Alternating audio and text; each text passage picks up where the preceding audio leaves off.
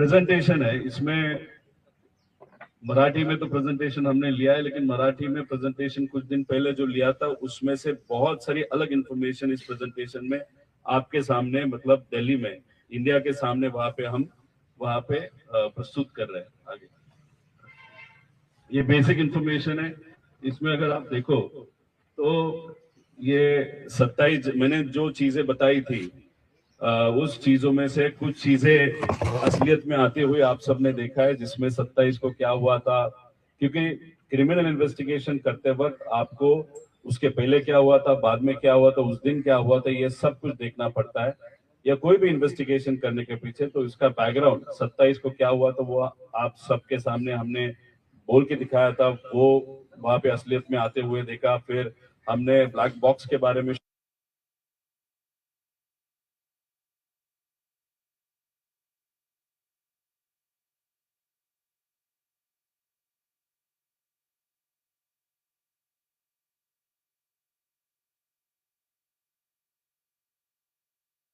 के ऊपर प्रेशर डालने के बाद, उसके माध्यम से या ब्लैकमेल करने के बाद उसने कुछ किया होगा। तो अभी जो अहमदाबाद में क्रैश हुआ उसमें भी कुछ इन्वेस्टिगेशन रिपोर्ट्स जो बाहर के कुछ एजेंसी या कंट्रीज ने वहां पे प्रेजेंट किए, उसमें भी ऐसे दिखा है कि शायद पायलट का कुछ हाथ हो सकता है। तो ये जो चीजें आज तक हमने बताई है उसके प्रूफ है, उसका कुछ एनालिसिस है, उसके कुछ डॉक्यूमेंट्स हमारे पास है। उसके साथ हमने ये बताया था कि वीएसआर ये जो कंपनी जो फ्लाइट चलाती है उसमें बहुत सारे इश्यूज है, मैकेनिकल है, मेंटेनेंस वाले इश्यूज है, पायलट की इश्यूज है, और उसके कारण भी ये एक्सीडेंट हुआ होगा या उसके पीछे कोई है वो ढूंढने की आज जरूरत है। तो ये सब बेसिक डिटेल्स है। ये एक छोटा सा वीडियो है, मैं अभी आपको दिखा के टाइम नहीं लूंगा, जिसमें 2-3 ब्लास्ट, मेन ब्लास्ट होने के बाद भी वहां पे ब्लास्ट हुए थे। उसमें हमको यही कहना है कि ये जो फ्लाइट जो क्रैश हुआ था, दादा अजीत दादा जहाँ पे बैठे थे उनके पीछे टॉयलेट सेक्शन होता है, उसके पीछे एक एरिया होता है जहाँ पे बैग्स रखे जाते हैं। तो वहां पे एडिशनल पेट्रोल के कैंस वहां पे रखे गए थे, ऐसे हम सबका कहना है। और उसके कारण ही मेन जो आग लगी थी वो वहां पे होने के कारण ही आग लगी थी, ऐसे हम सबका कहना है। तो ये चीज इन्वेस्टिगेशन करने की वहां पे जरूरत है। और दूसरी बात, इस प्लेन में अननेसेसरीली ये जो तेल होता है या पेट्रोल होता है वो ज्यादा भरा था, क्योंकि वो आगे जाके अगर हैदराबाद जा रहे थे या जो दूसरा उनका लैंडिंग स्ट्रिप था वहां पे वो जाने वाले थे, वहां पे भी वो फिल कर सकते थे। लेकिन मुंबई से जब निकले थे तभी उन्होंने इतना पेट्रोल भरा था। कि क्यों भरा था, ऐसा हमारा प्रश्न है। कि कुछ ये प्लान ही था, प्री प्लान ही था, ये मुद्दा इसके माध्यम से हमने यहाँ पे प्रस्तुत किया। अभी ये एक विषय है जो इंटरनली हमने वहां पे निकाला है, फ्यूल इम्बैलेंस सीएस मैसेज। ये आया था उस दिन फ्लाइट उड़ने के पहले, फिर भी पायलट ने इसको नजरअंदाज किया। अभी ये नो गो होता है, ये अगर मैसेज प्लेन देता है तो आप फ्लाइट को उड़ा ही नहीं सकते। एक तो जो वहां का विजिबिलिटी था वो तो इम्पोर्टेंट विषय है, वो कम होते हुए भी ये फ्लाइट उड़ाया गया। और दूसरी बात, ये वहां पे मैसेज आया था, इसे हम सबको पता चला, इसके इन्वेस्टिगेशन करने की जरूरत है। आगे अभी देखो, हम हमारे लेवल पे इंफॉर्मेशन मांग रहे हैं, इंफॉर्मेशन निकालने की कोशिश कर रहे हैं। हमारे जो कार्यकर्ता है या दादा पे प्रेम करने वाले लोग हैं, उन्होंने भी जो सीसीटीवी कैमराज है उसके बारे में इंफॉर्मेशन मांगी थी। अनफॉर्चुनेटली वो इंफॉर्मेशन वहां पे दी नहीं गई। मतलब इन्वेस्टिगेशन जो कर रहे हैं उनके पास है कि नहीं वो नहीं मालूम, सीआईडी काम कर रही है लेकिन सीआईडी ने अभी तक एक भी रिपोर्ट वहां पे नहीं दिया। लेकिन जो लोग मांग रहे हैं वो भी इंफॉर्मेशन अभी सरकार के माध्यम से आरटीआई या जो भी है वहां पे नहीं मिल रही। आगे अभी देखो, इंफॉर्मेशन हमारे लोगों को नहीं मिल रही या हमको नहीं मिल रही, लेकिन हमारे जो ट्रोलर्स है, जो बीजेपी ओरिएंटेड ट्रोलर्स है, जो बहुत अग्रेसिव बने हैं जब से हम वहां पे प्रेसिडेंशियल चालू किया, उनको अगर आप देखो एयरपोर्ट अथॉरिटी के माध्यम से उनको इंफॉर्मेशन बहुत इजीली वहां पे मिल रही है। मैं कौन से फ्लाइट से गया था, मेरे साथ कौन सा सेलिब्रिटी था, उनके जो भी आधार कार्ड के डिटेल्स है मेरे भी दिए गए और उस सेलिब्रिटी के भी दिए गए थे। अगर आप देखो तो दिल्ली में मैं जब आया था मैं खुद बोला था कि मैं भी वीएसआर से ट्रैवल किया था एक सेलिब्रिटी क्रिकेटर के साथ, और ये इन्फॉर्मेशन मैंने देने के बाद भी ये जो बीजेपी ट्रोलर्स है, ये इन्फॉर्मेशन उनको किसने दी? अगर आरटीआई के माध्यम से हमको इन्फॉर्मेशन नहीं मिल रही, अगर कोई अधिकारी हमको इन्फॉर्मेशन नहीं दे रहा, लेकिन एयरपोर्ट अथॉरिटी ये इन्फॉर्मेशन ऐसे वाले ट्रोलर्स को या वीएसआर ऐसे वाले ट्रोलर्स को क्यों इन्फॉर्मेशन दे रहे हैं, ऐसा हम सबका कहना है। इस ट्रोलर के पीछे कौन है, कैसा पैसा है, ये इसमें जाके मैं आप सबका टाइम नहीं लेने वाला, लेकिन ऐसे इस तरीके से जब बीजेपी के बड़े ट्रोलर्स अगर हमको ट्रोल कर रहे हैं, इस प्रेस कॉन्फ्रेंस को ट्रोल कर रहे हैं, तो मुझे लगता है कि फिर हमारा ध्यान या लोगों का ध्यान या लोगों में चर्चा, फिर बीजेपी इस तरीके से ये सैबोटेज, ये जो रिसर्च है सैबोटेज करने का क्यों कोशिश कर रहा है, उसको दूसरा एंगल है क्या, ऐसा ही प्रश्न लोगों के मन में वहां पे है। आगे अभी देखो, ये डीजीसीए का रिपोर्ट आया था, FDR has been successfully downloaded the severe sustain thermal damage. ये हो नहीं सकता, मैं आगे जाके आप सबको बताता हूँ। अभी ये कंडक्ट स्पेशल ऑडिट ऐसे उन्होंने बताया, आगे देखो। तो अभी ये स्पेशल ऑडिट में ये जो कैप्टन अपूर्वा अग्रवाल और लोकेश रामपाल है, उनको तो लेयर जेट के बारे में कुछ भी नहीं मालूम। अगर ऊपर वाले अधिकारी देखोगे उनको भी वैसे नहीं मालूम। और हमारा पहला ऑब्जेक्शन है कि डीजीसीए से बहुत बड़े बड़े अधिकारी वीएसआर को मदद कर रहे हैं, उसके अलग अलग रीजंस है। तो अभी अगर डीजीसीए की ही लोग वहां पे इन्वॉल्व है, तो चोर ही पुलिस की वहां पे इंक्वायरी कर रहा है, ऐसे हम सबको कहना पड़ रहा है। तो ये कंस्टिट्यूट क्या है, ये जो इंक्वायरी है, ये जो लोग हैं उनको लेयर जेट के बारे में कुछ भी नहीं मालूम, तो इनको क्यों चूज किया गया। अभी ये रिपोर्ट 15 तारीख को आने वाला था, रिपोर्ट अभी तक दिया नहीं गया। तो ये बॉडी क्या कर रही है, इन्वेस्टिगेशन क्यों कर रही है। और दूसरी बात, ये जो अपूर्वा अग्रवाल है वो जेट एयरवेज है, पर्सनल विषय पे हम नहीं जाएंगे, लेकिन एक सिंह नाम की और एक यहाँ पे डीजीसीए में अधिकारी है, उसका और इसका बहुत अच्छा रिलेशनशिप है, क्योंकि वो भी एक जेट एयरवेज है, ये भी एक जेट एयरवेज है। तो हमारा कहना है कि ये जो श्वेता सिंह है, आगे जाके हम उनके बारे में बताएंगे, वो इस इंक्वायरी को मैनिपुलेट कर रहे हैं, because Shweta Singh is responsible for audit of aircraft. और ये जो वीएसआर के सब एयरक्राफ्ट है वो इलीगली मतलब फ्लाई वर्दी न होते हुए भी उसको सपोर्ट डीजीसीए ने जो दिया गया वो श्वेता सिंह के माध्यम से दिया, ऐसी चर्चा है। आगे ब्लैक बॉक्स के बारे में आप सबको तो मालूम है, इसका जो भी withstand temperature of 1100 degree Celsius है, उसका एक टिपिकल कंस्ट्रक्शन होता है, टाइटेनियम का यह बना होता है। टाइटेनियम अलॉय का अगर आप मेल्टिंग पॉइंट देखो तो 1600 डिग्री सेल्सियस के आसपास होता है। उसके अंदर जो दूसरा थर्मल इंसुलेशन होता है वो 1700 डिग्री का होता है।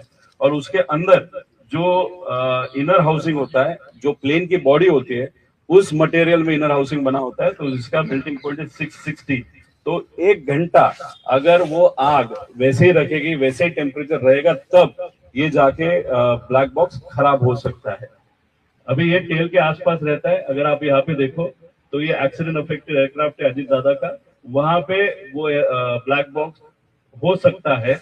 और उसमें अगर आप देखो तो उसके आगे ये जो कॉपर केबल्स है, वायर्स है, वो वैसे भी इंटैक्ट है, और कॉपर का मेल्टिंग पॉइंट है 1085 डिग्री सेल्सियस। तो ये जो बताया जा रहा है कि सीवीआर खराब हो गया, ये अंदर से जला वगैरह, ये टोटली फेक चीज है, वहां पे मैनिपुलेशन हो रहा है, ऐसे हम सबका कहना है। आगे अभी देखो, ये जो मंत्री है पीछे, अगर ये मंत्री जो है उन्होंने 9 करोड़ की एक लैब वहां पे इनॉग्रेट की थी, अगर इतना पैसा आपने डाला है तो आप उसी के माध्यम से वहां पे क्यों प्रॉपरली इन्वेस्टिगेशन नहीं करते। लेकिन ये जो मंत्री, उनके ऊपर ही हमारा मेन ऑब्जेक्शन है, इसीलिए वो वहां पे रहना उचित नहीं रहेगा इन्वेस्टिगेशन के लिए, ऐसा हम सबका कहना। आगे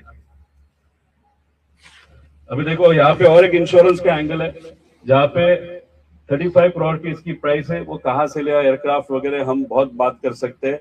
एक पर्सनल इन्वेस्टर गुजरात के थे, उन्होंने वो लिया था, उनका और इस इन्वेस्टिगेशन से कोई लेना देना नहीं है। उन्होंने ये वीएसआर को वहां पे बेचा, 35 करोड़ को वो बेचा गया था। और इंश्योरेंस आईसीएस लंबाडे जो 35 करोड़ का जो प्लेन है जब लिया था, लेकिन जिस तरीके से वीएसआर ने उसको इस्तेमाल किया, उसकी रियल वैल्यू अगर आज वो इंटैक्ट होता 15 करोड़ की है, और उसका इंश्योरेंस मशीन का मतलब प्लेन का 55 करोड़ का है।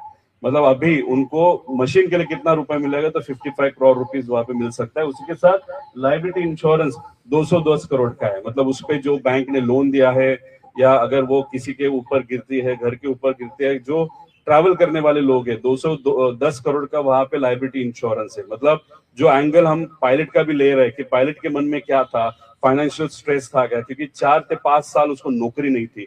जब जेट एयरवेज में ये कपूर पायलट थे, उनको 10-12 लाख महीने का पगार था। अभी उनको कहाँ पे भी नौकरी न मिलने के कारण उन्होंने वीएसआर को ज्वाइन किया। वहां पे उनको 3-3.5 लाख का या 4 लाख का पगार होगा और पर फ्लाइट 20,000 रुपए वहां पे मिलते थे। तो डिप्रेशन में थे, फाइनेंशियली स्ट्रेस थे, ऐसे हम सबका कहना है। तो ये लाइबिलिटी के बारे में उनको मालूम था कि वो भी देखने की जरूरत है। आगे अभी ये अकाउंटेबल मैनेजर ये खुद वीके सिंह है, तो अभी तक उसको क्यों नहीं पकड़ा, उसकी चर्चा क्यों नहीं गई, उसका इन्वेस्टिगेशन हुआ है क्या? क्योंकि accountable manager is responsible for the flight और for the operations of that particular company. Company के माध्यम से कोई भी गलत होता है तो पहला अकाउंटेबल मैनेजर को लिया जाता है, लेकिन ये वीके सिंह खुद होने के कारण और वीके सिंह बहुत पहुंचा हुआ व्यक्ति होने के कारण उसको वहां पे सेफ किया जा रहा है, ऐसे हम सबको समझ में आता है।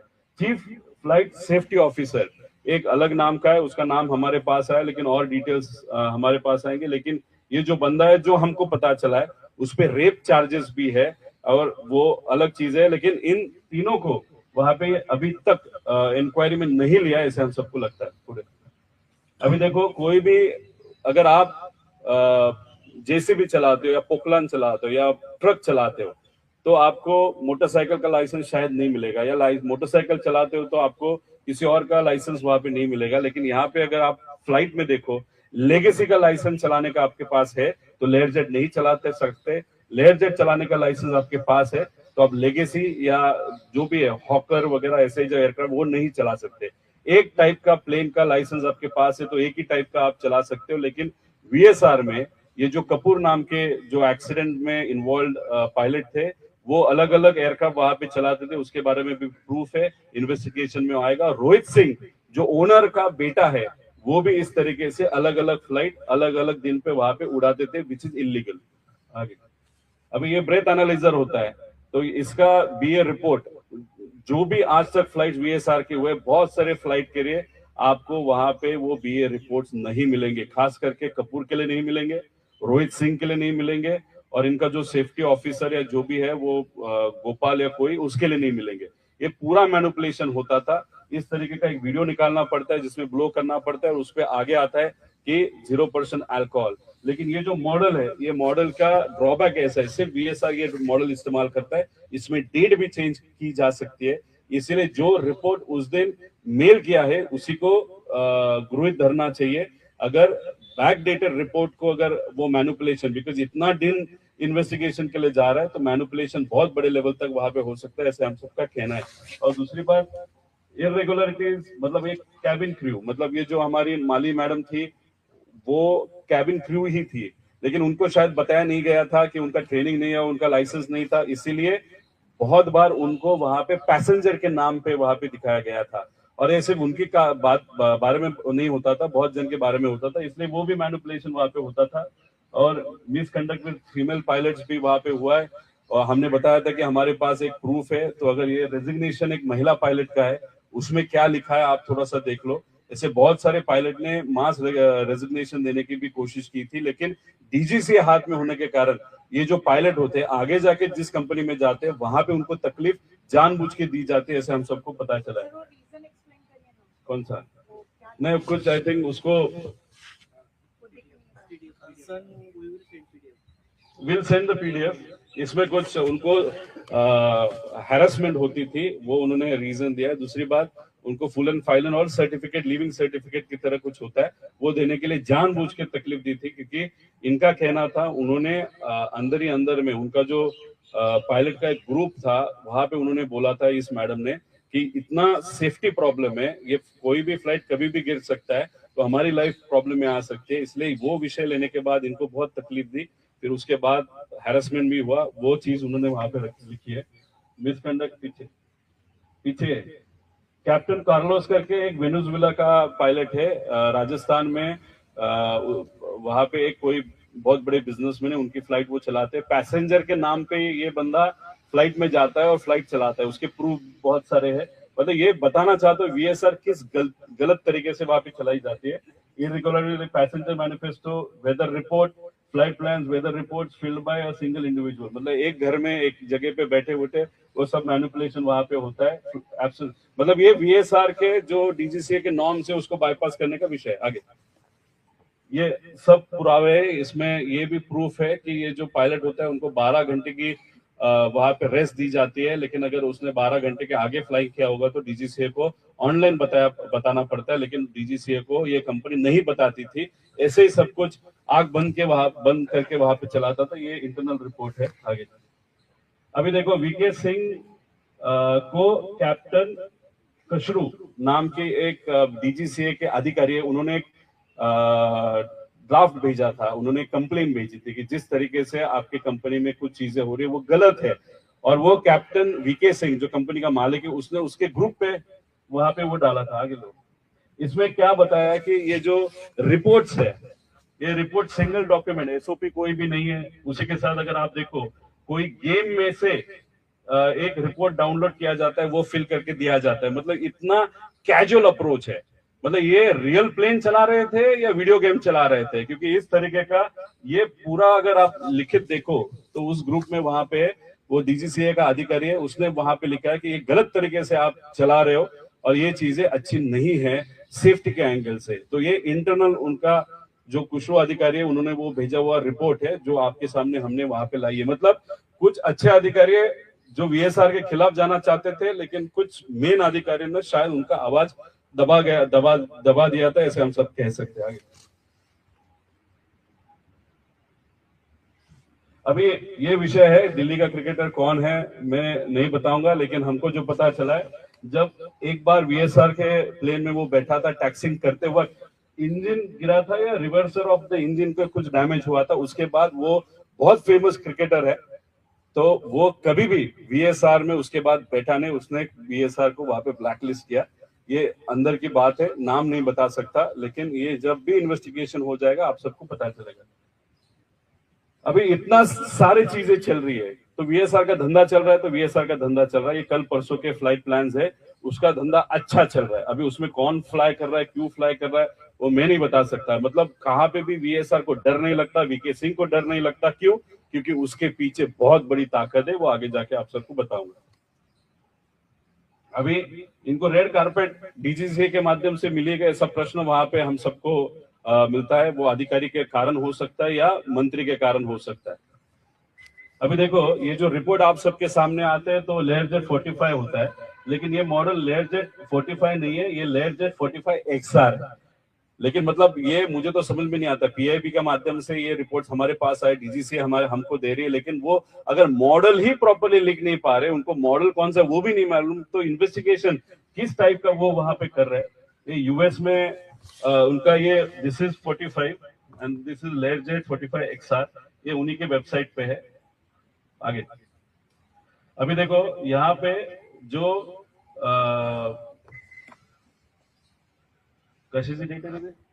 एक रजिस्ट्रेशन किए और ये एयर वर्दीनेस का ये है।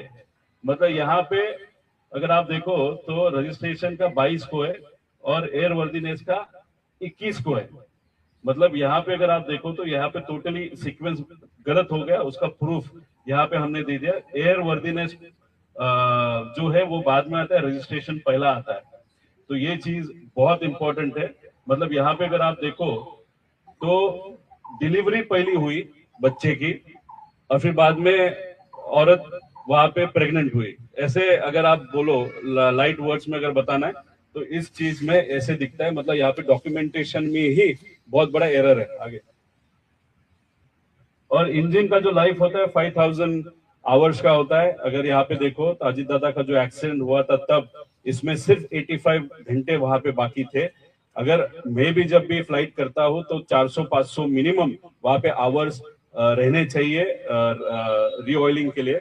वहां पे एयर वर्क जो ये कंपनी एरो वो भी जिम्मेदार है, वीएसआर भी जिम्मेदार है और गवर्नमेंट के जो अधिकारी वो भी इसमें जिम्मेदार है।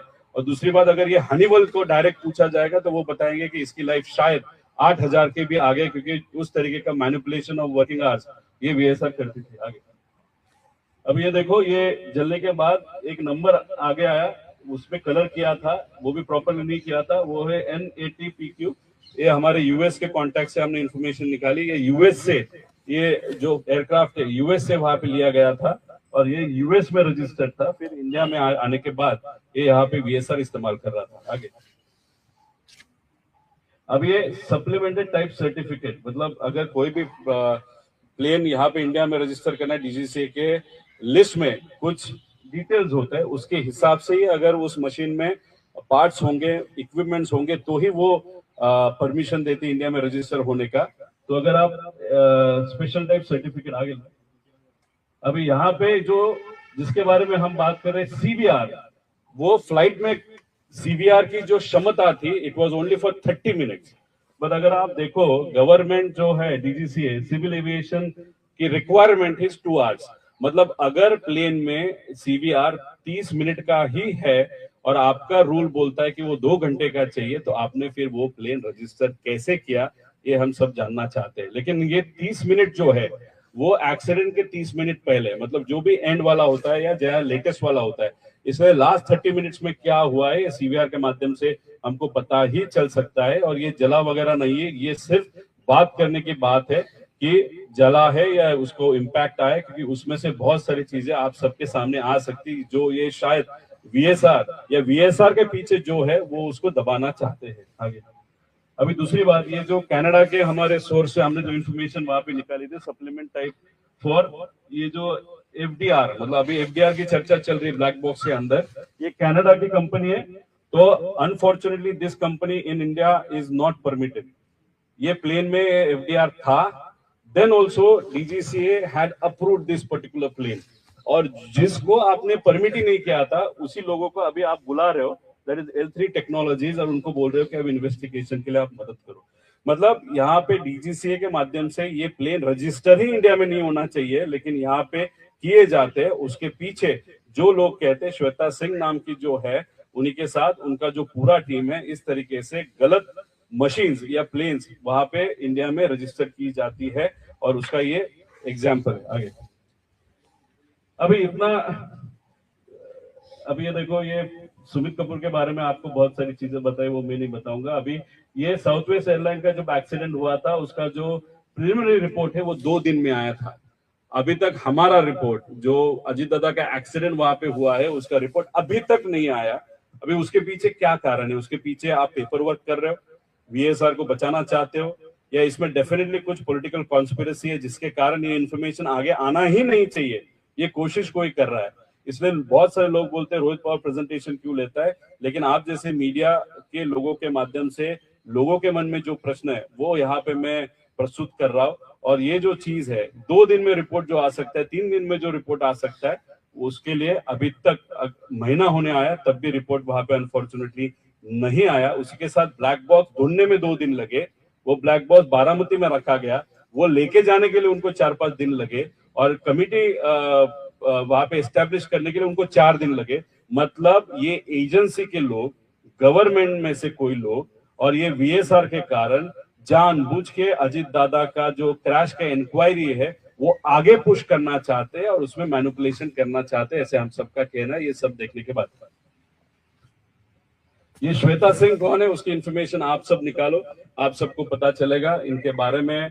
एक तो महाराष्ट्र में ये नोन है, वेरी पावरफुल, इनके जो संबंध है वो बहुत पावरफुल लोगों के साथ है, उनकी पहचान बहुत पावरफुल लोगों के साथ है, इसलिए इनका कहना इनको कोई हाथ नहीं लगा सकता। लेकिन जो भी जो एनवायरनमेंट होता है एविएशन इंडस्ट्री का, उनके साथ या जो भी इन्वॉल्व लोग हैं उनके साथ बात करने के बाद यही पता चलता है कि सबसे इंपॉर्टेंट व्यक्ति अगर डीजीसीए में कौन है तो ये व्यक्ति है, ऐसे कहा जाता है। उसका इंफॉर्मेशन और ये इन्वेस्टिगेशन में इनका इन्वॉल्वमेंट होना वो इस इन्वेस्टिगेशन के लिए उचित नहीं है, ऐसे हम सबका कहना है। अभी देखो, ये वीएसआर कंपनी 16 में 10 करोड़ का रेवेन्यू था, 19 में 64 करोड़ का, 25 में 500 करोड़ के असेट वैल्यू है। और अभी ये जो विजय सिंह है, अभी ये कौन इतना बड़ा बनते हैं? रोहित सिंह का जब शादी था तब बीजेपी के बहुत सारे मुख्यमंत्री, एक्स एविएशन मिनिस्टर और बहुत सारे ऐसे लोग और कुछ कुछ दूसरे राज्यों के जो मेन मुख्यमंत्री है या पार्टी के प्रमुख है, वो भी रोहित सिंह के शादी के लिए, जो शायद फरवरी 2025 में राजस्थान में हुआ था, उसके लिए वहां पे लोग गए थे। अभी रोहित सिंह कहाँ पे, तो मजा मार रहा है, वो मियामी में है, यूएस में है, उसको कुछ फर्क नहीं पड़ा, उसको जाने भी दिया। वो डायरेक्टर है, उसको पकड़ा जा सकता था, उससे चर्चा की जा सकती थी, इंफॉर्मेशन निकाली जा सकती थी, लेकिन रोहित सिंह अभी वहां पे नहीं है। और उसी के साथ अगर आप देखो तो हमने रोहित सिंह के फोटो निकालने की कोशिश की। जब वीएसआर ये एक्सीडेंट होने के पहले रोहित सिंह के बहुत सारे फोटो आपको मिलते थे गूगल पे, लेकिन अभी रोहित सिंह के बारे में कोई भी फोटो आपको नहीं मिलेगा। अगर गूगल में से भी अगर फोटो निकालने की अगर टेक्नोलॉजी है तो वो गवर्नमेंट के पास है या प्राइवेट एजेंसी उसने लगाई, लेकिन वो फोटो क्यों निकाले? जब गलतियां होती है और आपके मन में होता है कि गलती हुई है या कुछ छुपाना है, तभी इतना हाई लेवल की इन्वेस्टिगेशन या जो भी एजेंसी उसका इस्तेमाल करके आप फोटोज वाइप आउट कर सकते हैं। लेकिन ये रोहित सिंह के बारे में वहां पे हुआ, ऐसे हम सबका कहना है। डीजीसीए इतना क्यों मदद कर रही है? उसी के साथ बिजनेस दुबई और अमेरिका में वहां पे शिफ्ट करने की कोशिश वहां पे लेगेसी 600 वीटी सीएमआर ये कौन इस्तेमाल करता है वो भी देखने की जरूरत है। आगे अभी देखो, ये जो पहली रिकैपिटा करके एक फाइनेंस एजेंसी है, उन्होंने सबसे पहले ये जो वीके सिंह है उसकी कंपनी को पैसा दिया था, लेकिन वीके सिंह की जो पहला विमान था वो 21 साल पुराना था, तो उसको फाइनेंसिंग करना उनको उचित नहीं लगा। तो फिर ये भोपाल बेस्ड एनबीएफसी को किसने सपोर्ट किया? तो दिलीप बिल्डकॉन लिमिटेड ने पहली बार सपोर्ट किया था। दिलीप बिल्डकॉन लिमिटेड ये जो कंपनी है, उसके सूर्यवंशी नाम के जो व्यक्ति है वो किसके पास में है, किसके दोस्त है, वो कौन से पार्टी का है, कितना पावरफुल है, ये चीजें आप सबको यहाँ पे सिर्फ आपको मैं पॉलिटिकल लीग में वीके सिंह सिर्फ एक बंदा नहीं था, उसके पीछे बहुत बड़ी पावर थी। उसका पहला लोन ये रिकैपिटा कंपनी ने वहां पे दिया था, लेकिन गारंटी दिया था दिलीप बिल्डकॉन लिमिटेड। वो किसका फ्रेंड है वो देखने की वहां पे जरूरत है। आगे अब ये वेल्सपन नाम का जो ग्रुप है, इट इज एनबीएफसी नहीं है, लेकिन सिर्फ वीके सिंह को सपोर्ट करने के लिए उन्होंने एक रीस्ट्रक्चरिंग डील वहां पे की थी। उसका कुछ इंफॉर्मेशन वहां पे हम आप सबको दे रहे। आईसीडी भी एक का 51 करोड़ की वहां पे दी थी।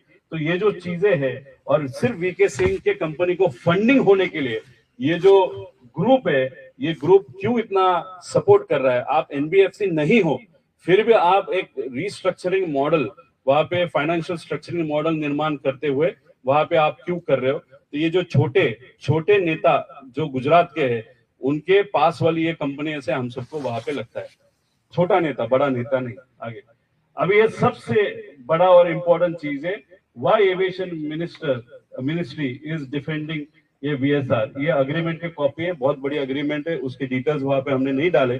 अभी इस अग्रीमेंट के अंदर हम जाने का जब प्रयास किया आगे, तो अभी इन्होंने स्टेटमेंट क्या दिया था 28 तारीख को, मतलब अजीत काका का जब एक्सीडेंट हुआ था उसी दिन मंत्री जो है हमारे देश के, उन्होंने एविएशन मिनिस्टर, उन्होंने क्या स्टेटमेंट दिया था कि नो सेफ्टी कंसर्न विद लेजर एयरक्राफ्ट वीएसआर वेंचर्स। ये डायरेक्ट उनका स्टेटमेंट था।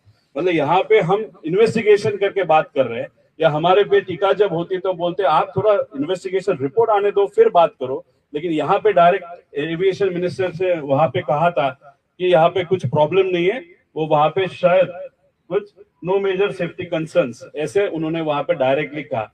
ऐसा क्यों कहा? क्योंकि एक क्वेश्चन हम सबको वहां पे लगता है। देखो, वीएसआर कंपनी से कोई लेना देना नहीं। जब मैंने यहाँ पे बंबई में दिल्ली में आके जब एक स्टेटमेंट किया था कि यहाँ पे aviation minister somehow not directly but through his party's leadership is involved with VSR, तब उन्होंने वहां पे वीएसआर कंपनी से कोई लेना देना नहीं, सूत्र के माध्यम से उन्होंने बताया था। ये सूत्र कौन है वो देखने की जरूरत है। फिर हम डिटेल में वहां पे जाने के बाद आगे लो। अभी देखो, दूसरी बात है लेगेसी 650 हैदराबाद, बहुत मॉडर्न एयरक्राफ्ट है, 160 करोड़ का है। अभी इसकी डिटेल्स भी हमारे पास आया, अभी दुबई में उसका रजिस्ट्रेशन है, उसकी डिटेल्स हम देंगे वो किसका है वगैरह, लेकिन हम इतना डिटेल में नहीं जाना चाहते। जिसी का भी है उसको कहना इतना ही है, आप कैसे खरीदा, किधर से पैसा लाया, किसके नाम पे, कुछ लेना देना नहीं हमको। लेकिन अगर आप वीएसआर से रिलेटेड हो और इन्वेस्टिगेशन अगर ट्रांसपेरेंटली नहीं हो रहा क्योंकि आप वीएसआर के दोस्त हो या वो सिंह के दोस्त हो, ये चीज हमको मान्य नहीं है, हम एक्सेप्ट नहीं करते। हमारे फैमिली के एक रिलेटिव इस एक्सीडेंट में गए हैं, इस महाराष्ट्र का बहुत बड़ा नेता, इस देश का बड़ा नेता इस एक्सीडेंट में वहां पे गया। सिर्फ वे आपके दोस्त है और फाइनेंशियली आप रिलेटेड हो, इसलिए अगर आप ये चीज दबा रहे हो तो ये हम एक्सेप्ट नहीं करेंगे। ये लेगेसी 600 वीटी वीएसवी, ये अभी दूसरा महाराष्ट्र का विषय है। अभी ये लिया था जर्मनी से आया सिंगापुर से आया दिल्ली आया था, दिल्ली में 12 दिन वहां पे रहा था। फिर ये 25 दिसंबर 2025 को मुंबई में लैंड हुआ था। उसके उसी दिन या दूसरे दिन जिस व्यक्ति ने इसके सामने नारियल फोड़ा उनको मुझे कहना है, और जिस व्यक्ति का उसको फोन आया था उनको मुझे कहना है कि अजीत दादा आपके दोस्त रहे हैं, आप उनके साथ काम करे हो, तो अगर इस इन्वेस्टिगेशन में वीएसआर की बाजू आप में से कोई भी वहां पे ले रहा है तो मुझे लगता है वो चीज अच्छी नहीं होगी। नॉट फॉर अजीत दादा, नॉट फॉर द इन्वेस्टिगेशन, और लोगों की जो इच्छा है उस इच्छे के लिए भी ये चीज अच्छी नहीं है। इसलिए फाइनेंशियल फ्रेंडशिप से लेकर ज्यादा मुझे लगता है कि आपकी जो पॉलिटिकल फ्रेंडशिप थी या व्यक्तिगत फ्रेंडशिप थी उसको ज्यादा इंपॉर्टेंस देने की जरूरत है। ये ज्यादा डिटेल में मैं वहां पे नहीं जाऊंगा, इसके सब डिटेल्स है, कल कहाँ से वो फ्लाई किया, परसों कहाँ से फ्लाई किया, लेकिन इस पे सिर्फ मेरा कहना है कि आप प्लीज वीएसआर की बाजू मत लो, दादा की बाजू, अजीत काका की बाजू वहां पे लो। इतनी बिनती, आप बहुत पावरफुल हो वो हम जानते हैं, लेकिन फिर भी इस विषय में आप प्लीज सिर्फ दादा की बाजू लो, ऐसे हम सबका पर्सनल कहना है। आगे अभी देखो, ये जो वीएसआर को हम क्यों बोल रहे हैं कि ये जो मंत्री है aviation minister of this country, why he should resign, the reason is VSR इस कंपनी को, जिस कंपनी ने वहां पे फाइनेंस किया, that is heritage fine lease, इसके अगर डायरेक्टर आप देखो तो टीडीपी जो पार्टी है, टीडीपी पार्टी के जो नेता है, जो प्रमुख है, जो आंध्र के मुख्यमंत्री है, उनसे कोई रिलेटेड आपको दिख रहा है? तो डेफिनेटली उनसे रिलेटेड वहां पे है। तो अगर आपके एक कौन से तो भी कंपनी ने अगर वीएसआर को वहां पे फंडिंग किया है, ऑफिशियली ये सब पेपर पे उसका रिस्ट्रक्चरिंग वहां पे लोन का वहां पे किया गया है, तो कैसे हम समझे कि आप यहाँ पे ट्रांसपेरेंट इंक्वायरी इन्वेस्टिगेशन अजीत दादा के केस में वहां पे करोगे? आपको अगर पैसा इंपॉर्टेंट है तो आप ऐसे ही कुछ चीजें करोगे जिसके कारण वीएसआर को वहां पे मदद होगी, ऐसे हम सबका कहना है। क्योंकि जिस तरीके से इन्वेस्टिगेशन वहां पे चालू है, वहां पे डीजीसीए और वहां पे मंत्रालय के माध्यम से डेफिनेटली कुछ ना कुछ तो प्रेशर है to save VSR and not to give justice to Ajit Pawar. इसीलिए हम सबका कहना है, इसके पहले भी हमने जब बोला था तब सोर्सेस के माध्यम से एविएशन मिनिस्टर ने बताया था हमारा कुछ लेना देना नहीं, आपको हम दिखा रहे हैं कि इनका लेना देना है।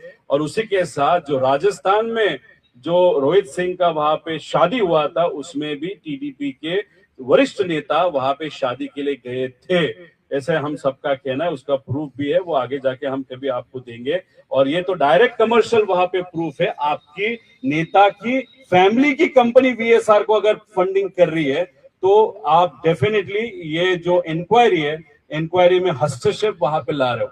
आप शायद कॉन्स्पिरेसी में नहीं रहोगे, लेकिन कॉन्स्पिरेसी में आप नहीं हो, लेकिन जिस कंपनी के माध्यम से, जिस कंपनी के कारण वो एक्सीडेंट हुआ, जिसका वो ओनरशिप का एयरक्राफ्ट था, वो एयरक्राफ्ट वाले कंपनी को, वो जो वीके सिंह है उसको आप सेफ करने की कोशिश, बिकॉज आपका कुछ फ्रेंडशिप और कमर्शियल लिंकेजेस उस कंपनी के साथ है, ऐसा हमका कहना है। इसलिए नरेंद्र मोदी साहब को मैं विनती करता हूं कि ये जो एविएशन मिनिस्टर है इस कंट्री के, उनको उनके पद से वहां पे हटाया जाए, क्योंकि ये बहुत महाराष्ट्र के लिए इंपॉर्टेंट विषय, अजीत दादा का एक्सीडेंट, और जिस कंपनी के एयरक्राफ्ट में वो एक्सीडेंट हुआ उस कंपनी का और टीडीपी का डायरेक्ट रिलेशन वहां पे है, ऐसे हम सबका कहना है। और सिर्फ एक प्लेन के माध्यम से नहीं, ऐसे दो प्लेन हैं, एक लेगेसी 650 और लेगेसी 600, जो डायरेक्टली इनडायरेक्टली ये जो टीडीपी के नेता है उनसे रिलेटेड है।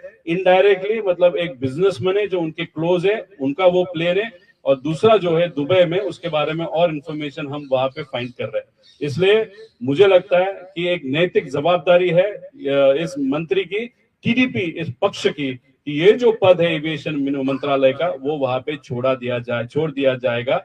और मोदी साहब को मुझे यह भी कहना है कि आपका और अजीत दादा के रिलेशनशिप बहुत अच्छे थे, शाह साहब के और अजीत दादा के रिलेशनशिप बहुत अच्छे थे। अभी सबसे पावरफुल लोगों की अभी जरूरत है इन इन्वेस्टिगेशन में, क्योंकि नीचे अगर आप देखो तो बहुत सारे मुख्यमंत्री से लेके बड़े बीजेपी के नेता और इंडस्ट्रियलिस्ट इसमें इन्वॉल्व होने के कारण इन्वेस्टिगेशन राइट डायरेक्शन में नहीं जाएगा, और जो एनडीए है उसमें से बहुत इंपॉर्टेंट जो पक्ष है आंध्रा का, वो भी इनडायरेक्टली इस वीएसआर में इन्वॉल्व है। तो अगर इस इन्वेस्टिगेशन को कोई न्याय दे सकता है, और महाराष्ट्र की ये मांग है कि मोदी साहब और अमित शाह जी इसमें ध्यान देना चाहिए, और इन्वेस्टिगेशन को खुद के हाथ में लेते हुए अजित दादा को और उस एक्सीडेंट कैसे हुआ, क्या हुआ, इसकी जांच प्रॉपरली वहां पे होनी चाहिए, ऐसे हम सबकी मांग है।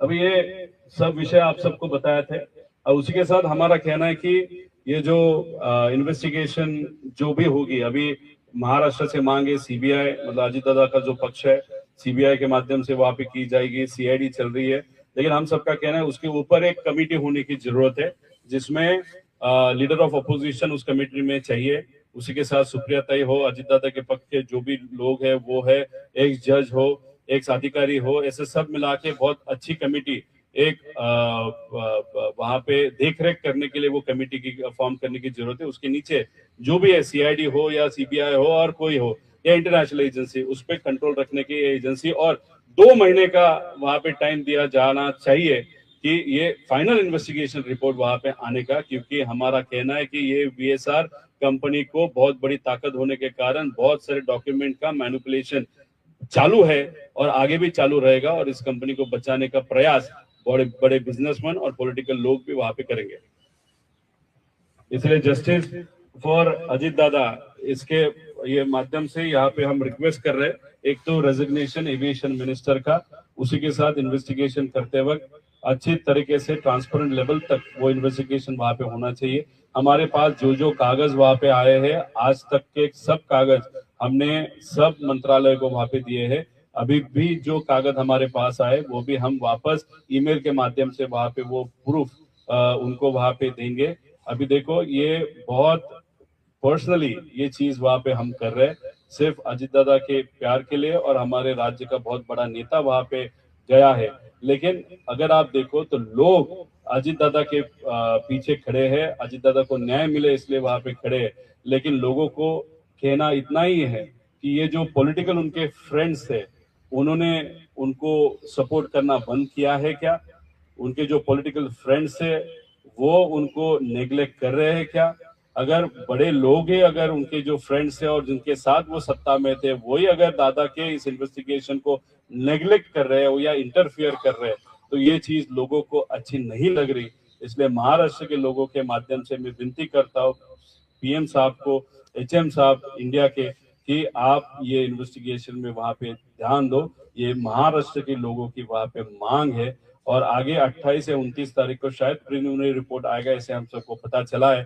तो उसके बीच हमारे पास और बहुत सारे पेपर वहां पे आने वाले, वो प्रीलिमिनरी इन्वेस्टिगेशन रिपोर्ट कैसे है, क्या आता है, वो देखेंगे। उसके बाद और एक प्रेस कॉन्फ्रेंस के माध्यम से और बहुत सारी इंफॉर्मेशन जो हमारे पास आई है वो आप सबके माध्यम से हम वहां पे लोगों तक लेके जाएंगे। धन्यवाद। आपने जो अभी एविएशन मिनिस्टर के रेजिग्नेशन की बात कही और जो बातें आपने प्रेस कॉन्फ्रेंस में कही, क्या ये चीजें शरद पवार साहब अप्रूव करते हैं? क्या उनको ये सारी चीजों की जानकारी है कि आप ये सब कर रहे हैं? देखो, हमारे पार्टी में जो चीज सच है, जिसके डॉक्यूमेंटेशन है, अगर आप बहुत अच्छी तरीके से रिसर्च करके एक हद विषय आगे लेके जा रहे हो, तो वो फ्लेक्सिबिलिटी और वो अथॉरिटी हम सबको वहां पे हमारे पार्टी ने वहां पे दी है।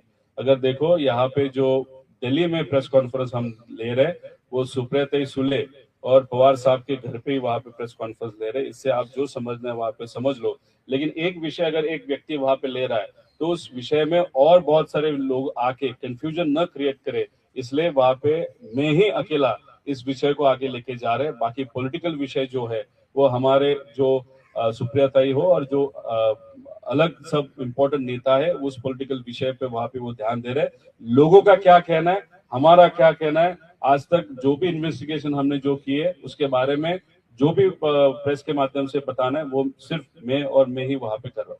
जान को खतरा है ऐसा कहा जा रहा है। देखो, इतना बड़ा विषय, इतने बड़े लोग इस वीएसआर कंपनी में इन्वॉल्व है, तो लोगों के मन में अभी शंका वहां पे निर्माण होने लगी कि मेरे जान को या मुझे कुछ खतरा है। अगर आप मेरे बारे में बात करो तो मैं किसी से नहीं डरता, लेकिन मेरी जो फैमिली है, ताई ने कही है ये बात, ताई है, फैमिली तो ताई भी है, मेरी वाइफ है, मेरे बच्चे हैं, मेरे इन लॉज है, मेरे पापा मम्मी है, मेरे कार्यकर्ता है, उन सबका कहना है कि आप ये सब चीजें क्यों कर रहे हो, किसके लिए कर रहे हो। मैंने उन्होंने कहा कि आपको डर लग रहा है, ये जायज है, लेकिन किसी को तो ये विषय लेके जाने की जरूरत है। अगर सभी शांत हो गए तो अजीत दादा को न्याय कैसे मिलेगा। महाराष्ट्र का बहुत बड़ा नेता ये आज हमारे बीच नहीं है, तो उनको न्याय देने के लिए कितना भी रिस्क हो तो वो तो उठानी पड़ेगी, किसी को तो लड़ना पड़ेगा। इसलिए लोगों के तरफ से वहां पे मैं यहाँ पे और मेरे साथ मेरी जो पूरी टीम है वो यहाँ पे लड़ रही है। रोहित जी, आपको पीआईबी रिलीज में ये लिखा गया है, आप कैसे लोग एक्सेप्ट करेंगे क्या? हाँ, अगर सरकार सिक्योरिटी दे रही है आपको, क्योंकि डिमांड भी हो गई है आपकी पार्टी की तरफ से कि सिक्योरिटी दी जाए, अगर देंगे तो सिक्योरिटी तो रहेगी। मेरी पर्सनल सिक्योरिटी है, मेरे कार्यकर्ता है वो मेरे साथ वहां पे रहते हैं। अगर सरकार ने दी तो देंगे, नहीं देंगे वो अलग चीज है। अगर देंगे तो वो अगर उनको मेरे साथ रहना है तो वो रह सकते हैं, उसमें कुछ ऑब्जेक्शन नहीं है। पीआईबी रिलीज के द्वारा ये बताया गया है और तेलुगु देशम पार्टी सरकार को सपोर्ट करती है, उसी की वजह से सरकार टिकी हुई है। आपको क्या लगता है उनके ऊपर एक्शन हो जाएगी? अभी देखो, महाराष्ट्र में अजीत दादा की पार्टी बीजेपी को सपोर्ट कर रही है। उनका एक खासदार है वो भी सेंट्रल गवर्नमेंट में वहां पे सपोर्ट कर रहा है। लेकिन एक ऐसा दोस्त जो आपके साथ था, उसने उसके जो नेता थे शरद पवार जी, उनकी साथ छोड़ के अगर वो नेता अजीत दादा आपके साथ आया था और उसमें आने के बाद आपने उसका स्वागत भी वहां पे किया, सपोर्ट भी वहां पे लिया, अभी वही व्यक्ति आज दुनिया में नहीं है। उनका एक्सीडेंट वहां पे हुआ है या कॉन्स्पिरेसी है, वो जानने की जैसे हमको इच्छा है, लोगों की इच्छा है, वैसे ही इच्छा मोदी साहब को, अमित शाह जी को या महाराष्ट्र में देवेंद्र फडणवीस साहब को भी होनी चाहिए, वो हो भी सकती है। इसलिए हम सबका कहना है कि पॉलिटिकल सपोर्ट ये टीडीपी का डेफिनेटली है, लेकिन आप पॉलिटिकल सपोर्ट के आगे फ्रेंडशिप को, दोस्ती को वहां पे छोड़ दोगे, या आप फ्रेंडशिप को हाथ में रखते हुए दुनिया को एक अलग मैसेज दोगे कि पॉलिटिक्स से ज्यादा फ्रेंडशिप भी हमको इम्पोर्टेंट है। अभी ये जो केंद्र के बीजेपी के सब नेता है, राज्य के नेता है, वो फ्रेंडशिप को चूज करते हैं या पॉलिटिक्स को चूज करते हैं, या दो अलग अलग जो नेता है वो कमर्शियल फ्रेंडशिप को चूज करते हैं, वो देखने की जरूरत है। एविएशन मिनिस्ट्री की ओर से रोहित जी नहीं नहीं, ये मैं नहीं कह सकता, लेकिन मंत्री को तो निकाल दो, क्योंकि एक तो मंत्री वहां पे है और मंत्री का जो नेता है उसके डायरेक्ट वीएसआर के साथ अगर रिलेशनशिप है और उनके पास इन्वेस्टिगेशन रहेगा तो वो हमको न्याय नहीं होगा। टीडीपी को निकालना है नहीं निकालना, वो कांग्रेस हमारे पक्ष के जो नेता है सदन में सुप्रिया थे, वो उसके बारे में ज्यादा प्रॉपरली बता सकते हैं। लेकिन ये नेता जो टीडीपी है, उनके पास ये एविएशन मिनिस्ट्री होना इस इन्वेस्टिगेशन होने तक is not appropriate, not good. और दूसरी बात, अगर एविएशन मिनिस्टर आप हो, ये इन्वेस्टिगेशन आप कर रहे हो, तो आपकी नैतिक जिम्मेदारी थी, आप लोगों को बताना चाहिए था कि हाँ हम इन्वेस्टिगेशन कर रहे हैं। लेकिन दूसरी बात, हमारे नेता की जो कंपनी है उसने भी वीएसआर को फाइनेंस किया, ये अगर चीज वो इन्वेस्टिगेशन चालू होने के 1-2 दिन पहले ही बताते तो वो उचित होता, लेकिन वो छिपाया। और उसके बाद जिस तरीके से वीएसआर की गलतियां होते हुए भी उनके ऊपर जो एक्शन नहीं ली जा रही, उनका धंधा बंद नहीं किया जाता, उसका बेटा मायामी में यूएस में वहां पे भेजा गया, ये सब देखने के बाद कहां ना कहा तो भी बीजेपी के कुछ नेता और टीडीपी के नेता ये वीएसआर को बचाना चाहते हैं, ऐसा हम सबका कहना है। एविएशन मिनिस्ट्री की ओर से तो रिलीज आई है, एविएशन मिनिस्ट्री की ओर से तो रिलीज आई है, वो कह रहे हैं कि आप इन्वेस्टिगेशन हैम्पर कर रहे हो, मिसलेड कर रहे हो, ऐसे एविएशन मिनिस्ट्री की ओर से ये रिलीज आई है। वो कहते हैं कि मिसलेड ना करें, 30 दिनों तक रुका जाए। मिनिस्टर एविएशन मिनिस्टर मिसलीड कर रहे हैं तो मैंने प्रूफ के साथ वहां पे बताया। अरे वही तो बता रहा हूँ, यहाँ पे मैं तो आपको सिर्फ इंफॉर्मेशन देते जा रहा हूँ, मैं यहाँ पे दे रहा हूँ और आप छुपा रहे हो। अभी एविएशन मिनिस्ट्री के माध्यम से जो बताया गया कि रोहित पवार मिसलीड कर रहा है, तो एविएशन मिनिस्ट्री ने भी मिसलीड किया ना। उनके नेता का फाइनेंशियल रिलेशनशिप वीएसआर कंपनी के साथ है, जिस वीएसआर कंपनी का प्लेन लेके वो जो एक्सीडेंट या कॉन्फ्रेंसिंग के माध्यम से हमारा नेता वहां पे अनफॉर्चुनेटली हमारे साथ नहीं रहा। तो मैं जो दे रहा हूं, वो जो छुपा रहे, मैं दे रहा हूं, वो मदद कर रहा हूं, वो जो छुपा रहे वो वीएसआर को मदद कर रहे हैं, ऐसा हम सबका कहना है। सर, हेरिटेज से कितना पैसा वीएसआर कंपनी का आपने? अभी ये जो अग्रीमेंट है, उस अग्रीमेंट में शायद 15 से 23 करोड़ का विषय है, लेकिन वहां पे रुकता है ऐसे नहीं। कोई इंडस्ट्री मिनिस्टर है या कोई बिजनेसमैन भी है लोकल वहां पे राज्य का, उसका भी और VSR का भी अलग तरीके से रिलेशनशिप है। लेगेसी 600 ये जो प्लेन है वो प्लेन एक कोई इंडस्ट्रियलिस्ट है, बहुत TDP के नेता जो चंद्रबाबू नायडू साहब है उनके पास वाला नेता, वो बिजनेसमैन है, उसके पास वो उसका मैं बाद में आपको बताता हूँ। तो उसका छोटा पोर्ट भी है शायद आंध्रा में, से हम सबको पता चला है। अभी वो है, उसके पास एक इंडिया का सबसे लेटेस्ट लेगेसी 650 अभी इंडिया में आने वाला है, जो दुबई में अभी वहां पे रखा है। तो वो भी TDP से रिलेटेड है, ऐसे आप सबको पता चल रहा है। अगर आप इतना बड़ा पैसा, अगर आप दोस्त का पैसा लो, आपके फाइनेंस कंपनी का पैसा लो, और आपका अलग तरीके से फंडिंग कैसे क्या मालूम नहीं, उस सबका देखा तो 200 करोड़ के आगे ये विषय जा सकता है। नारियल फोड़ने वाला नेता एग्जैक्टली कौन था मुंबई में? देखो, मैंने जो संदेश देना है वो दे दिया। मेरा कहना इतना ही है कि आप बहुत पावरफुल हो और आपका नेता भी बहुत पावरफुल है महाराष्ट्र में, और दादा के साथ आप सबने काम किया है कि इसलिए मैं सिर्फ उनको विनती करना चाहता हूँ, ये जो ट्रोलिंग चल रहा है वो इन्वेस्टिगेशन को या विषय को अलग लेवल तक वहां पे लेके जा रहे हैं। वो ट्रोलर को पैसा कौन देता है वो भी मुझे वहां पे मालूम है। इसलिए ये सब ट्रोलर्स को जो सपोर्ट किया जा रहा है कि ये जो प्रेस कॉन्फ्रेंस है उसको नेगेटिव करने के लिए, उससे थोड़ा शक फिर लोकल बीजेपी की तरफ भी हमारा जा सकता है। लेकिन हमारा कहना है कि ये जो आप जो भी रिलेशन है, कैसे भी फंडिंग किया होगा, कैसे भी प्लेन लाया होगा, उससे कुछ लेना देना हमको नहीं है, लेकिन सिर्फ आपका VSR के साथ रिलेशनशिप है। इसलिए इन्वेस्टिगेशन में अगर आप इंटरफेरेंस कर रहे हो या करना चाहते हो या करोगे, वो चीज अच्छी नहीं रहेगी। सीबीआई जांच की जो मांग की है, सीएम ने लेटर लिखा है, DCM ने सीएम साहब को।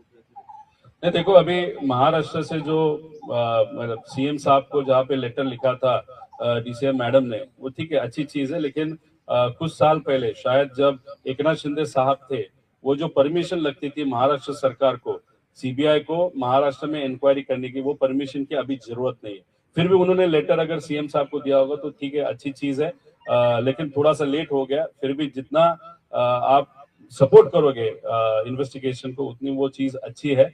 लेकिन जितना लेट करोगे उससे प्रॉब्लम भी होने वाला है, because of paper manipulation and document manipulation. ये मेरा डर है। जय पवार ने एक पोस्ट लिखी थी, उसके बाद आपकी कुछ बात हो गई क्या? पार्थ पवार हो या जय पवार? नहीं, जय पवार के साथ बात हुई थी। उनका कहना है कि आपने जो प्रेजेंटेशन किया उसमें सब कुछ देखने के बाद जो हमारे मन में डाउट है वही आप वहाँ पे बोल रहे हो।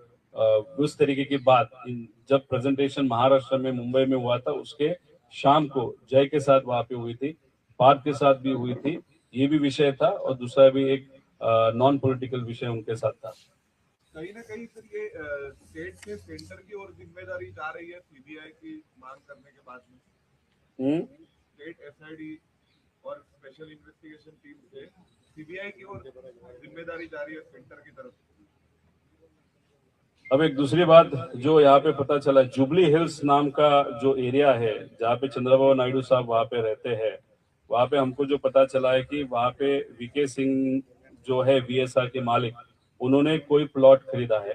उसके बारे में थोड़ी इन्फॉर्मेशन और निकालनी पड़ेगी। इतना रिश्ता गहरा है तो ये रिश्ता क्या कहलाता है, असा प्रश्न आम्हाला त्या ठिकाणी आता पडायला लागलेला। ये प्रश्न हम सबको अभी वहाँ पे मन में आ रहा है। उसी के साथ अगर आप देखो तो और एक वहाँ पे एक कोई बैंक है जो हेरिटेज फाइनेंस करके उनकी जो NBFC है, उसी के एरिया में वो बैंक है, और उस बैंक ने भी अब VSR को वहाँ पे फंडिंग किया। मतलब एरिया सेम है और वो बैंक ने भी अलग फंडिंग वहाँ पे किया। तो किसके कहने पे वो फंडिंग किया, ये भी प्रश्न वहाँ पे निर्माण होता है।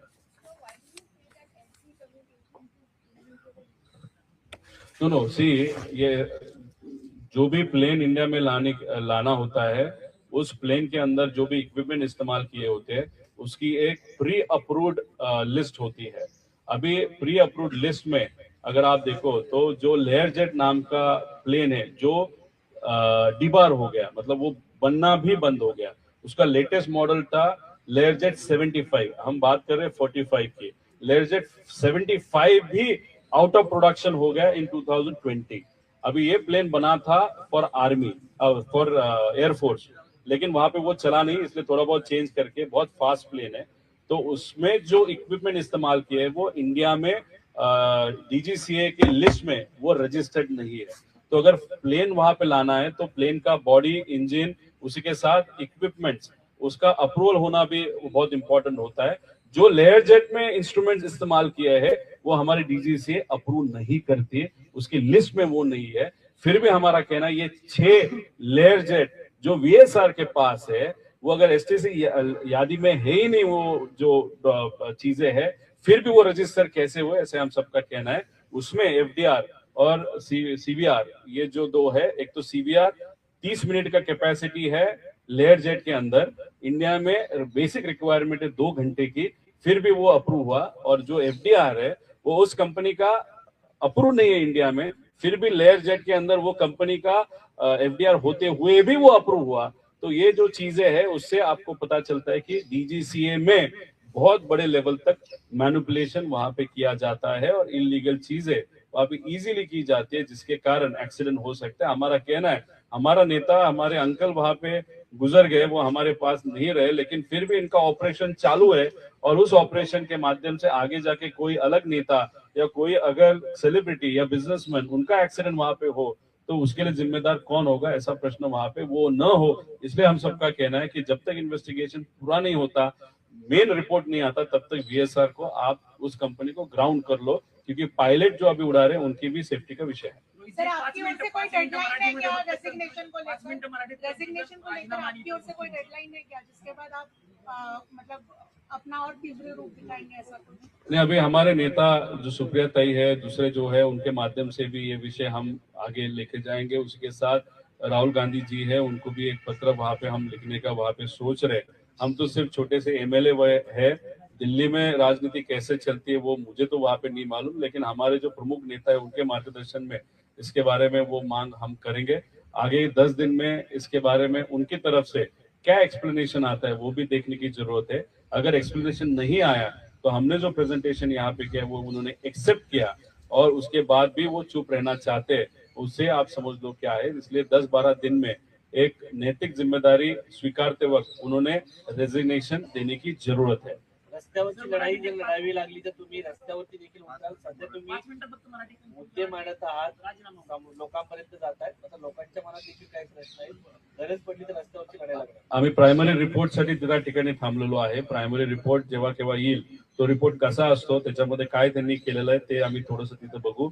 मोघम जर रिपोर्ट असेल तर मग रस्त्यावर आल्याशिवाय राहणार नाही। पण एक गोष्ट आहे की कितीही दबाव आणला, वीएसआर तुमचे मित्र असले, तुमच्या स्वतःचा पैसा त्याच्यामध्ये लागला असला तरी लोकांची ताकद, इच्छेची ताकद आणि भावनेची ताकद ही खूप जास्त आहे, हे मात्र या सगळ्या लोकांना आम्ही तिथं दाखवून देऊ शकतो। पण याच्यात आम्हाला राजकारण करायचं नाही, म्हणून आतापर्यंत आम्ही फक्त शांत आहे।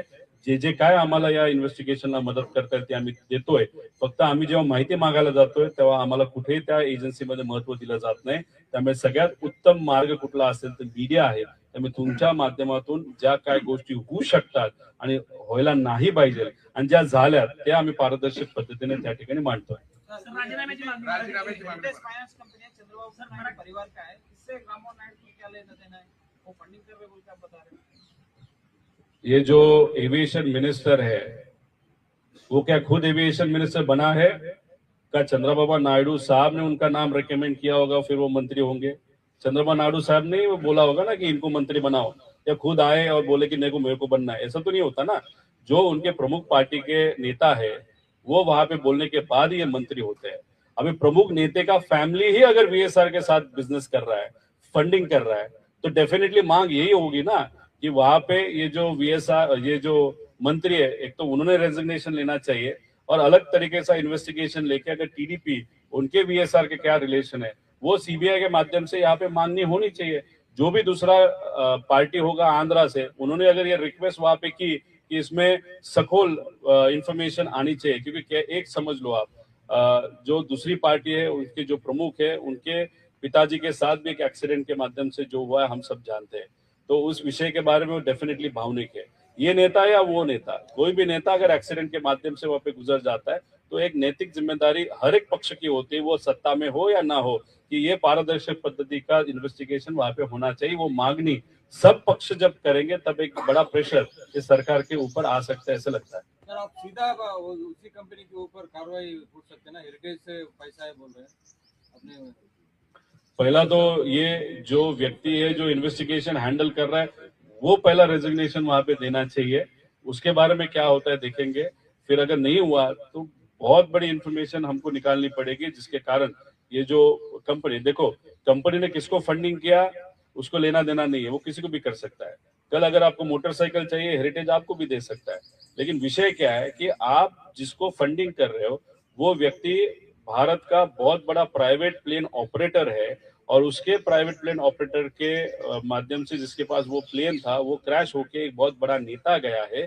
अभी उस प्राइवेट ऑपरेटर पे जब इन्वेस्टिगेशन की बात आएगी, वो इन्वेस्टिगेशन जो हम क्लीनली और पारदर्शक पद्धति से वो चाहते हैं वो करने के हम जब सोचते हैं, तब जिन्होंने उनको फंडिंग किया वही उन्हीं का पार्टी का नेता अगर वहां पे बैठा होगा तो वो ट्रांसपेरेंटली वो इन्वेस्टिगेशन कैसे होगा, ऐसे हमारा सब है।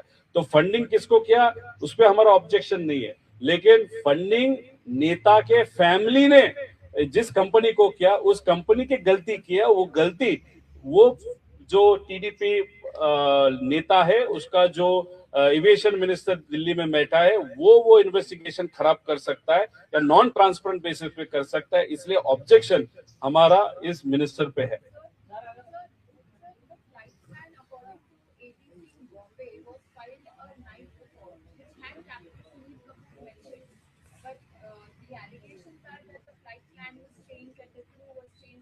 Rather, it was really different. There were two other pilots whose name were given, and then it was changed, and then Mr. Kapoor and Ms. Pathak, they were allocated on this particular plane, but they were at the airport at 7 o'clock in the morning, and flight took off say at 8:30 or 8:15 or 8:10.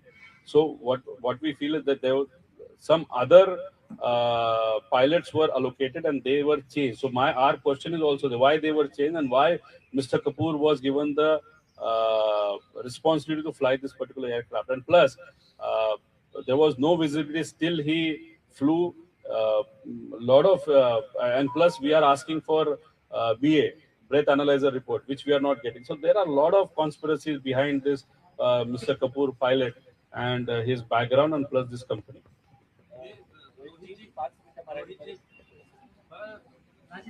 दादा तो कई बार aircraft से सफर करते होंगे BSR के, क्या पहले भी पायलट कपूर ने उनका विमान चलाया था, ऐसा कोई डिटेल आया है आप लोग के पास या नहीं? नहीं चलाया होगा, बहुत बड़े बड़े नेताओं का प्लेन उन्होंने चलाया है बीएसआर के माध्यम से, ये हमको पता चला है। लेकिन उस दिन क्या हुआ वो क्यों नहीं बोला, क्यों ऐसा प्रेशर था, क्या ऐसा प्रेशर था, और सीवीआर जो वॉइस रिकॉर्डिंग है वो ही खराब हो गए, ऐसा क्यों कहा जाता है। और जो चीजें हमने बोली थी कि ये हो सकती है, हमको डर लग रहा है, और वही चीजें इन्वेस्टिगेशन के माध्यम से ये मिल नहीं रहा, ये जल गया, ये डॉक्यूमेंट नहीं मिल रहा, रोहित सिंह बाहर गया, तो ये सब कुछ देखने के बाद हमारा जो कहना था कि ये कॉन्स्पिरेसी है, तो डेफिनेटली ये सब देखने के बाद हमको ये कॉन्स्पिरेसी ही लग रही है, लेकिन इसका इन्वेस्टिगेशन प्रॉपरली होना बहुत इंपॉर्टेंट है। सर इसको कमर्शियल लिंक्स की वजह से ये पूरा होता है, ये कमर्शियल वैल्यू कितना हो सकता है? देखो आपको बताया कि ये जो हेरिटेज फाइनेंस कंपनी है उन्होंने इस एक प्लेन को 15 या 20 करोड़ के आसपास उन्होंने फंडिंग वहां पे किया है। वापस रिस्ट्रक्चर ये अग्रीमेंट हुआ तो शायद 20 करोड़ के लिए वहां पे हुआ था। उसके साथ एक टीडीपी जो पार्टी है उसके पास वाला मतलब बहुत क्लोज एक बिजनेसमैन है, उसका भी जो प्लेन है लेगेसी 600 वो भी वीएसआर के साथ जुड़ा है, और एक नया लेगेसी 650 ने वो मुझे नहीं मालूम, वो टीडीपी का है, बीजेपी का नहीं है। और उसी के साथ अगर आप देखो तो 650 जो लेगेसी है वो भी बहुत एक्सपेंसिव प्लेन है, 150 करोड़ के आगे का प्लेन है, वो भी वीएसआर के पास वहां पे दिया गया है, ऐसे हम सबको कहते हैं। तो इसका टोटल वैल्यू अगर आप निकालो डायरेक्टली एंड इनडायरेक्टली 200 करोड़ के आगे जा सकता है। आता मराठी में मगाशी मी आपल्या सर्वांना इथं दाखवलं की भारताचे जे एव्हिएशन मिनिस्टर आहेत ते ज्या पक्षाचे आहेत टीडीपी, त्या पक्षाचे जे प्रमुख आहेत चंद्रबाबू नायडू, त्यांच्या घरातले जे फॅमिली मेंबर्स आहेत त्यांची एक फायनान्सची कंपनी आहे, त्या फायनान्सच्या कंपनीली या वीएसआर कंपनीला म्हणजे जी दादांचं विमान, अजित दादांचं काकांचं जे विमान होतं ते ज्या कंपनीली मॅनेज केलं होतं VSR त्या कंपनीमध्ये फंडिंग, फायनान्शियल फंडिंग हे चंद्रबाबा नायडू साहेबांच्या फॅमिलीच्या एका फायनान्सच्या बँकनी त्याने NBFC त्या ठिकाणी केलं. आता मग तुमच्याच घरचे लोक जर VSR ला पैसे लावत असतील, रोहित सिंगच्या लग्नामध्ये जर तुम्ही तिथं जात असाल, रोहित सिंग म्हणजे हा VSR चा डायरेक्टर आहे, मग अशा पद्धतीने तुमचे फायनान्शियल लिंक्स असतील. तसंच TDPच्या जवळ असणारा एक बिझनेसमॅन, त्याचं सुद्धा एक विमान VSR कडे असं आम्हाला कळतं. आणि भारतातलं सगळ्यात लेटेस्ट लेगेसी 650 हे सुद्धा दुबईला VSR कडे ठेवले, त्याची लिंक TDP कडे त्या ठिकाणी आहे. मग TDP आणि VSR चे एवढे घनिष्ठ आणि एवढे जवळचे व्यक्तिगत आणि कमर्शियल जर त्यांचं नातं या VSR कंपनी बरोबर असेल, तर मग आम्ही अपेक्षा कशी करायची की TDPचाच एक खासदार हा देशाचा आता तिथं एव्हिएशन मिनिस्टर आहे, विमान वाहतुकीचा मिनिस्टर आहे, मग त्याच्या माध्यमातून अजितदादांचा घात का अपघात याची इन्व्हेस्टिगेशन ही कशी पारदर्शक पद्धतीने होईल असा प्रश्न आम्हाला त्या ठिकाणी वाटतो. त्यामुळे हे जे TDPचे देशाचे एव्हिएशन मिनिस्टर आहेत, त्यांनी तिथल्या तिथं राजीनामा आपला दिला पाहिजे. कारण का हे इन्व्हेस्टिगेशन सुरू होण्यापूर्वी जर त्यांनी सांगितलं असतं की TDP आमचा जो ग्रुप आहे, आमचे जे फॅमिली मेंबर आहेत, त्यांच्याच एका कंपनीने VSR ला फंडिंग केलंय, तर आम्ही ते स्वीकारलं असतं. पण ती गोष्ट तुम्ही लपवली. मग VSR ज्याची तुमच्या बरोबर कमर्शियल म्हणजे आर्थिक आणि व्यवहारिक आणि काही व्यक्तिगत जर नातं असेल, तर आमचं मत आहे की तुम्ही हे इन्व्हेस्टिगेशन ज्या पद्धतीने व्हायला पाहिजे ते तर होतच नाही. DGC ला सांगून याच्यामध्ये तुम्ही खूप मोठे मॅनिप्युलेशन करू शकता, कागदपत्र हे हेरफार त्या ठिकाणी करू शकता आणि आमच्या अजितदादांना न्याय तिथं मिळू शकणार नाही. म्हणून आम्ही या मंत्र्याचा राजीनामा त्या ठिकाणी तिथं मागतो. आणि त्याच्याच बरोबर एवढे मोठे मोठे लोक, काही राज्यातले पण काही मोठे राजकारणामध्ये असणारे, महाराष्ट्र राज्यातले काही राजकारणामधले लोक सुद्धा याच्यामध्ये काही प्रमाणात आहेत या VSR कंपनी बरोबर. त्याच्या आंध्राचे काही आहेत, गुजरातचे काय आहेत, मध्य प्रदेशचे काय आहेत. आणि हे इतके पॉवरफुल लोक आहेत जे बिझनेसमध्ये आहेत, नाही तर ते राजकारणामध्ये आहेत. मग एवढे पॉवरफुल लोक VSR या कंपनीच्या मागे जर असतील, तर मग दादांना न्याय कसा मिळेल हा प्रश्न निर्माण होतो. त्यामुळे आम्ही व्यक्तिगत नरेंद्र मोदी साहेबांना, जे या देशाचे पंतप्रधान आहेत, आणि अमित शाह साहेबांना विनंती करतो की तुम्हीच तुमच्या मित्राला म्हणजे अजितदादांना तिथे न्याय देऊ शकता. आणि हा न्याय देत असताना तुमचे मित्र पक्ष जे कुठले आहेत, ते राजकारणाच्या हेतूतून त्यांचा पाठिंबा तुम्ही तिथे घेतला असला तरी अजितदादा हे तुमचे मित्र होते. त्यामुळे मित्राला आणि मैत्रीला तुम्ही महत्व देता का राजकारणाला, हे येत्या काळामध्ये आपल्या सर्वांना त्या ठिकाणी बघावं लागेल. पण एवढे मोठे लोक याच्यामध्ये सहभागी असल्यामुळे आणि VSR ला पाठराखण करत असल्यामुळे जर न्याय मिळायचा असेल तर ताकदवान लोकच लागतील. आणि आज जर बघितलं तर सगळ्यात पॉवरफुल लोक हे नरेंद्र मोदी साहेब जे पंतप्रधान आणि HM म्हणजे शहा साहेब आहेत, हेच त्या ठिकाणी देऊ शकतात. आणि इन्व्हेस्टिगेशन करत असताना जी बॉडी आहे, जी मॉनिटरिंग बॉडी आम्ही म्हणत आहोत, विरोधी पक्ष नेता म्हणून राहुल गांधीजींना सुद्धा त्या बॉडीमध्ये घेतलं पाहिजे. सुप्रियाताई आणि अजितदादांच्या पक्षातले काही लोक, काही माजी जजेस, माजी अधिकारी, अशा लोकांची एक बॉडी तयार करून त्यांनी तिथं मॉनिटरिंग केलं पाहिजे, अशी आमच्या सगळ्यांची मागणी आहे. आणि त्याच्याच बरोबर महाराष्ट्राचे मुख्यमंत्री साहेब यांना सुद्धा विनंती करतो, आपण याच्यामध्ये त्या ठिकाणी लक्ष घालावं. सर्वच नेत्यांना तिथं विनंती करतो की लक्ष घालावं. आणि काही लोक, आणि खास करून BJPचे लोक, ते सुद्धा महाराष्ट्रातले, हे जे काही ट्रोल आणि या लोकांना पैसे देऊन उगाच या विषयाला दुसरीकडे नेण्याचा प्रयत्न करतात, त्यांना सुद्धा तुम्ही सांगावं, त्यांचे कान त्या ठिकाणी धरावे. कारण तुम्ही जर BJPचे ट्रोल अशा पद्धतीने जर इथं या इन्व्हेस्टिगेशनला, या प्रेस कॉन्फरन्सचं नाव खराब करत असतील, तर लोकांच्या मनामध्ये एक शंका निर्माण झालेली आहे की असं का, आणि ह्यांना इन्व्हेस्टिगेशन नकोय का, दादांच्या बाबतीत काय झालं हे यांना समजून घ्यायचं नाहीये का, मग यांना भाजप का सपोर्ट करते, असे वेगवेगळे प्रश्न हे लोकांच्या मनामध्ये त्या ठिकाणी निर्माण होतात. जे लोक ट्रोल करत असं तुम्ही म्हणतात भाजपचे, त्या अनुषंगाने भाजपच्या काही नेत्यांशी तुमचं बोलणं झालं आहे का, किंवा त्या अनुषंगाने काही बोलणं? बघा, ते ट्रोल, त्यांना फंडिंग हे BJP करते हे आम्हाला माहिती. BJPची बाजू ते सातत्याने त्या ठिकाणी मांडतं. काही